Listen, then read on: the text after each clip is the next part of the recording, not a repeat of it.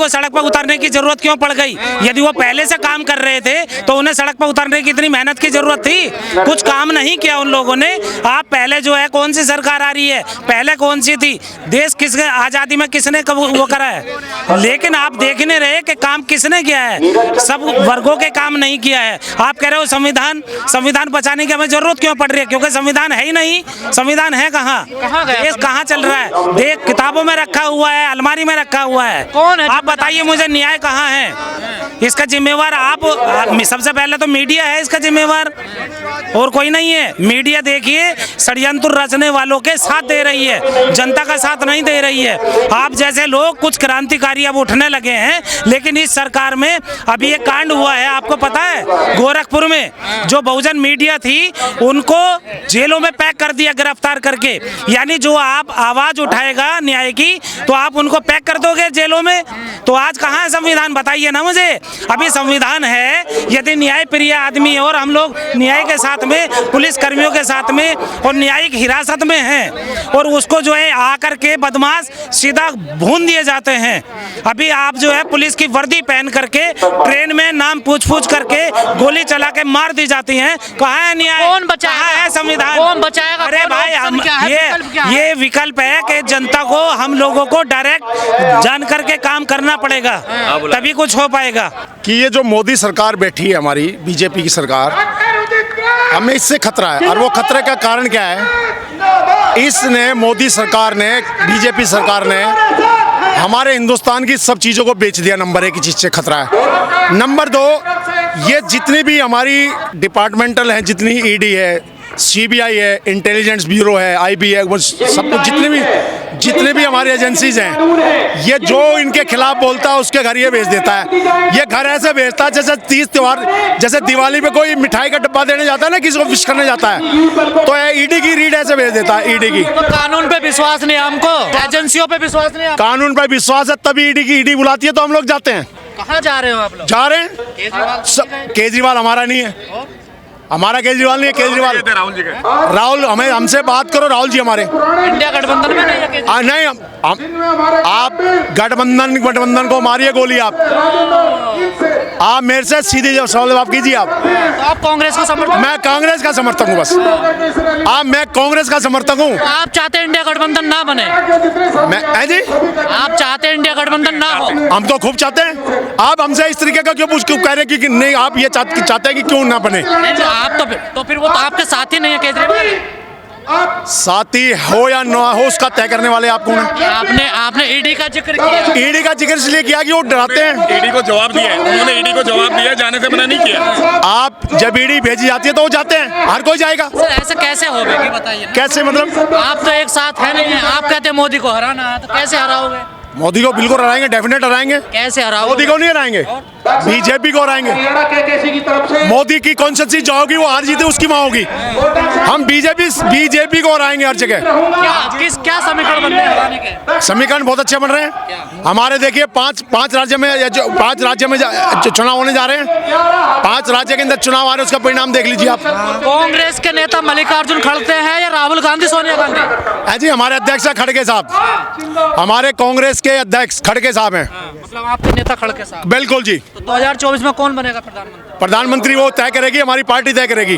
हमारी पार्टी, कोई भी पार्टी हमारी तय करेगी किसको नेता, हमारा नेता बनाया जाए बस। लेकिन इंडिया गठबंधन में टूट फूट क्यों हो रही है? वो होने तो, घर में लड़ाई होती है, फिर मना लेते हैं एक दूसरे को। आपके परिवार में लड़ाई, कितने बहन भाई हो आप? आपके घर में लड़ाई होती है, फिर सुबह लड़ते हो, शाम को इकट्ठे बैठ के खाना खाते हो। तो इससे तो बीजेपी को मौका मिलेगा। जी नहीं, हम उनको मौका नहीं देंगे। हम आउट स्विंग बॉलिंग ऐसी करेंगे कि इनको हम बोल्ड मारेंगे।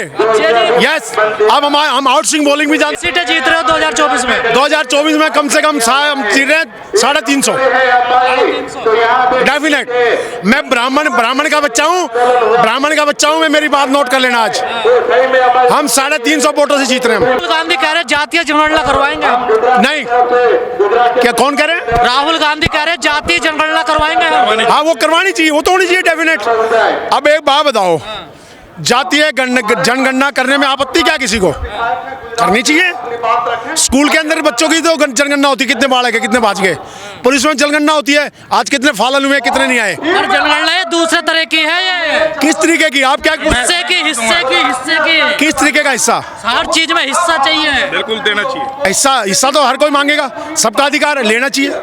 जो ये जातीय जनगणना हुआ है बहुत अच्छा हुआ है जी, हम लोग इसका भरपूर समर्थन करते हैं। तो दलितों को कुछ फायदा होगा इससे? दलितों को फायदा होगा, पूरे जाति को जो जनगणना उसका फायदा होगा, क्यों नहीं होगा। क्या फायदा होगा? पहले तो जानकारी नहीं था कि स्वर्ण जाति का कितना वोट है, पिछड़ा का कितना वोट है, अति पिछड़ा का कितना वोट है, दलित का कितना वोट है, माइनॉरिटीज का कितना वोट है। इसे तो एक संकेत मिला ना। वे भारतीय जनता पार्टी, सुनिए, RSS बजरंग दल के और माननीय मोदी जी प्रधानमंत्री जी हैं, उनके गोद में खेल रहा है, तो कैसे प्रधानमंत्री बनेगा, अब मुख्यमंत्री बनेगा? पासवान उनके जी, चिराग पासवान। अच्छा, चिराग पासवान के हाँ, तब किस पासवान की बात करते हैं? उनके दूत हैं। हनुमान होंगे ना, तो हम लोग उनको मान कर नहीं चलते हैं। श्रीमान जी, आदरणीय Chirag Paswan ji member of parliament हैं, हम लोग पासवान उनको मान कर नहीं चलते हैं, क्योंकि ये देश के आंदोलन के नेता नहीं है। देश के सुख दुख में किसान मजदूरों के काम नहीं किए बारे हैं। में क्या ख्याल है चाचा वो क्या बात करेंगे? जिस समय दलितों के मसीहा रामविलास पासवान जी थे स्वर्गीय, हम लोगों ने उनको देखा है। मैं उस घर में दिया जलाने चला हूँ जिस घर में सदियों से अंधेरा है। अपना चिराग पासवान को दिया जला रही है जी, अजर गया दलितों का।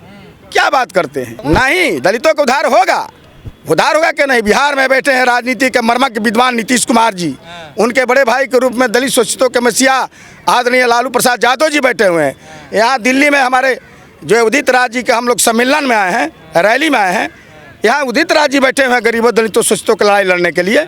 उधार तो हो रहा। माननीय मुख्यमंत्री जी ने डोम को, आदरणीय मुसहर को, आदरणीय रविदास को, आदरणीय धोबी को, आदरणीय पासी को, नट मुसहर को कहीं वार्ड कमिश्नर बनाए, कभी समिति सदस्य बनाए, कहीं मुखिया बनाए, कहीं चेयरमैन बनाए, कहीं मेयर बनाए। उन्होंने आरक्षण दे करके एकल पद को सम्मानित किया।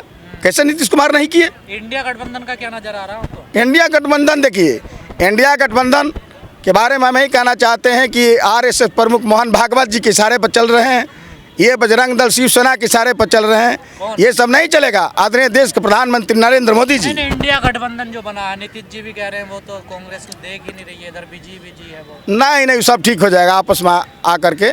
ये UPA है जो महागठबंधन है, सब ठीक हो जाएगा। मैं आशा फाउंडेशन से हूँ, मेरठ से आया हूँ मैं। क्यों आए हैं यहाँ संविधान बचाओ रैली के रिगार्डिंग आए हैं, क्योंकि अगर हम अभी एकजुट ना हुए तो फिर क्या होगा? क्योंकि बीजेपी की जो सरकार है वो जो है काम सही नहीं कर रही है। वो जो गरीब लोगों को सता रही है, मुस्लिमों को सबको मारा जा रहा है, काटा जा रहा है, SC ST को नुकसान पहुँचाया जा रहा है। तो हमारा मकसद जो है, अपनी कौम हमें एकजुट होकर ये सरकार बदलनी है।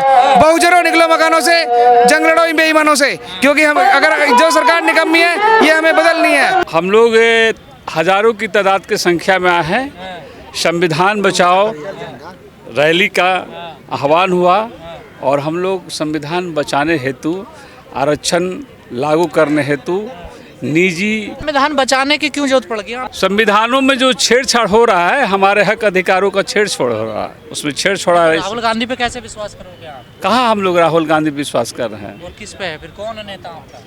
हमारे नेता ये डॉक्टर उदित राज हैं। ये तो उनके राहुल गांधी जी के नीचे काम कर रहे हैं कि नहीं, काम कर रहे हैं, ठीक है। अभी जो है हम लोग अपने मन से तारीफ कर रहे हैं राहुल। हाँ, अभी हम लोग जो है संविधान बचाओ हेतु इस कार्यक्रम में आए हैं। नहीं, संविधान तो तभी बचेगा जब सत्ता में आओगे आप लोग। बिल्कुल तो सत्ता में लाने के लिए क्या कर रहे हो? कौन है आपका नेता? कैसे बचाओगे? कुछ आप लोगों ने बनाया तो होगा ढांचा। हाँ, ढांचा बनाया, बिल्कुल बचाया है। मायावती के बारे में क्या ख्याल है आपका? मायावती भी हमारी नेता हैं, बहुजन समाज पार्टी जो है। कांग्रेस के कई नेता कह रहे हैं कि बगैर बसपा के हम बीजेपी को नहीं हरा पाएंगे, उनको गठबंधन में लाना जरूरी है। गठबंधन में लाना जरूरी है तो ये चाहे तब तो कांग्रेस। हाँ, कहाँ ये लोग चाह रहे हैं? अखिलेश यादव भी नाराज हो गए कि कांग्रेस ने धोखा कर दिया हमारे साथ। हाँ, तो फिर कैसे पार बसेगी? अब विगत आने वाले चुनाव में जो है अपना मेजॉरिटी के साथ आने का है मंसूबा उनका, है ना।